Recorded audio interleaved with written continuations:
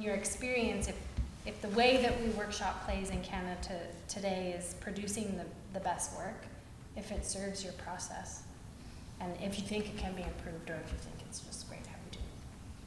I can't imagine creating something without at least trying it out a bit, and people have different processes, so I'd hate to get rid of it, but I feel like it's flexible, depends who's running it, but there's some flexibility in it, hopefully, ideally, so that the writer can request things to be done the way that will feed the process. Like I don't know if I've experienced myself where I felt like something has been workshopped to death, but I have seen plays that have been workshopped to death and they did make it to production. But I remember thinking, like, this was when I was a lot younger, and I remember I saw a play, I'm not going to say what it is, but I saw a play that was workshopped for years, and it actually ended up doing incredibly well, so it doesn't even matter. But I personally felt that the play that I saw earlier on, I liked so much better than the play that I saw 4 years later or whatever. Why do you? I felt that it had the fresh sort of rawness of it had been taken out, and it was very honed, very polished, too polished, you know, and the life force was kind of gone. I don't know, but you know, it became a hit. So, you know, but I always think about that is like when people say workshop to death, though I haven't had that experience, I don't feel myself. Maybe it's because I do a lot of my own work. So I'm in control, kind of going back to what Nick said, you know. I think maybe like the workshop to death thing is like when the writer is out of control, like, you know, like when you don't get enough say, or the director or whoever it is, the artistic director is taking too much control and trying to control it in some way. And of course it also comes down to like, does the play ever make it to the stage, or are they just throwing money towards the development because it's easier to get that kind of money?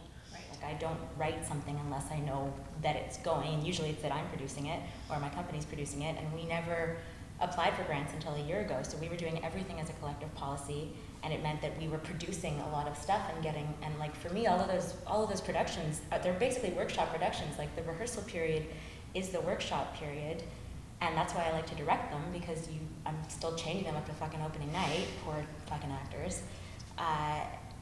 And it means that you can't be precious about it, but what you do end up getting is a bit more of a clusterfuck of a script, but it exists, and then that's your workshop, and then if you want to do it again, which we've done with a few others, they've been picked up to tour or whatever, then you can refine it a little bit more. But for me, that's way easier than working on it and working on it and working on it, because I get bored. Like I don't like my own writing that much. Not but that if I can compliment you though, I think one of the things that I admire about you is that, and you're very prolific. Like you're incredibly prolific, and I don't think you're very precious about your stuff. You let go of it when it's time to let go for you. Yeah, but I let go of it to myself, the director.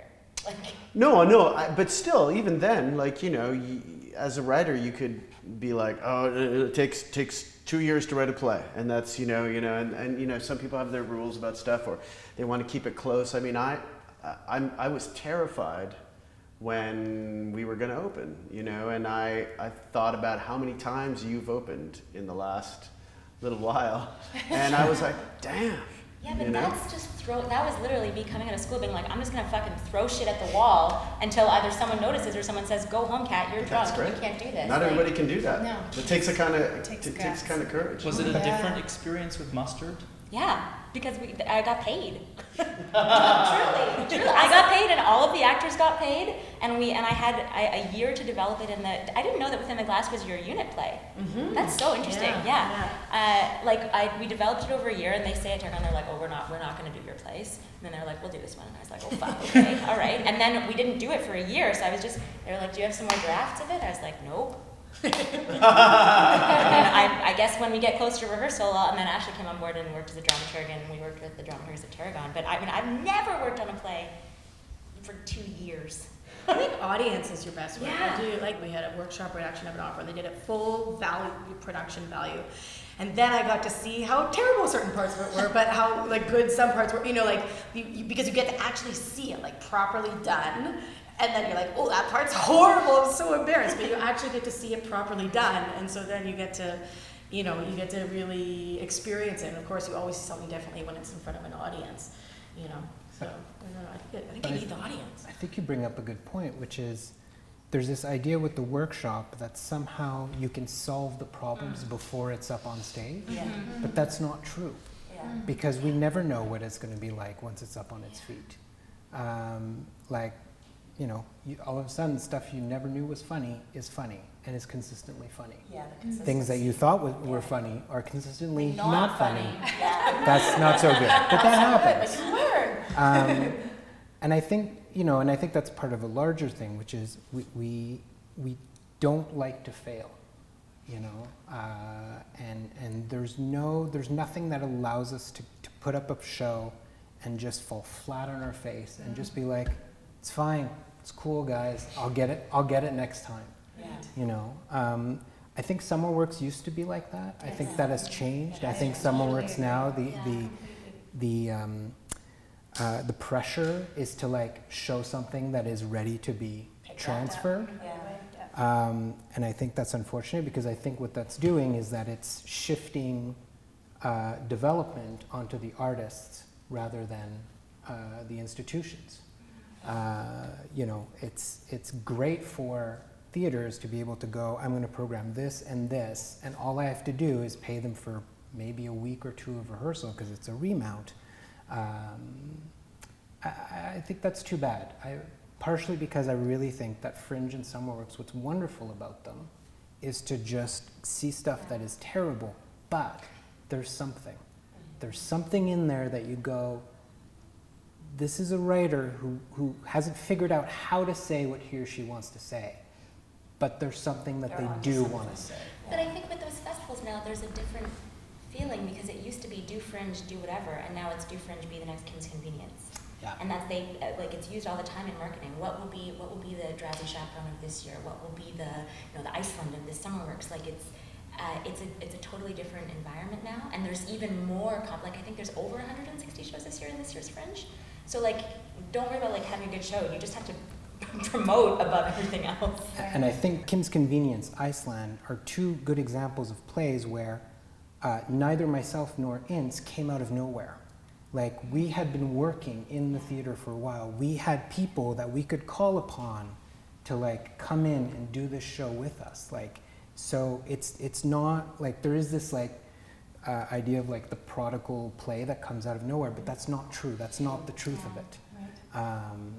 And what's more interesting is when it's someone we've never heard of who puts on something and it's like, what is that? Right. And that's what I think Fringe and SummerWorks I wish would do more of. But there's a good chance that you won't be able to see those amidst all of the other like there's big names in this year's Fringe. Yeah. You're like, Christine Horn, you're doing Fringe? That's awesome. That's great. I'll go see that show. I love Jess Motz. I love Christine Horn. I'll go see that. So that means that I'm probably not going to go see someone's sensitive solo show that could be like super amazing about, you know, that time they gave birth in the bathroom of 7-Eleven. Like, and that could be the next big Kim's Convenience, and we'll never know. That's just the plot of the movie of Natalie Portman. So is the solution then programming less and maybe taking the pressure of reviews out of it? Because I've often asked, like, what if reviewers don't come to SummerWorks and Fringe? Yeah, it's a tough call, because sometimes a 5N review out of the blue is going to make a show. Yeah. Exactly. Greenland is a perfect example of that. Right. Yeah. So I don't know. I don't know. I think it's really, you know, word of mouth can make up for a bad review. You know, a 5N review or whatever can probably make up for not so great word of mouth. But if you don't have either of them, especially in Fringe, you're sort of dead in the water. Well, it's kind of, well, I mean, it's different because it's shorter, but like the Rhubarb Festival, right? The idea is the critics aren't allowed to count now. It is shorter, so it's very different. But I do feel like that does help retain the risk factor, like that anything goes, and it, you know, means that there's pressure in a way, I guess, because a lot of people come see it, you know, so there's like pressure about your community or whatever, people coming to see it. But there, and I guess like John and Glenn like mentioned things at the end of the Now magazine or something, but the fact that they're not allowed to be reviewed, I do think is a beautiful thing that has remained. But I think maybe they're only allowed to get away with it because they're short pieces that can't then be picked up by Tarragon or whatever.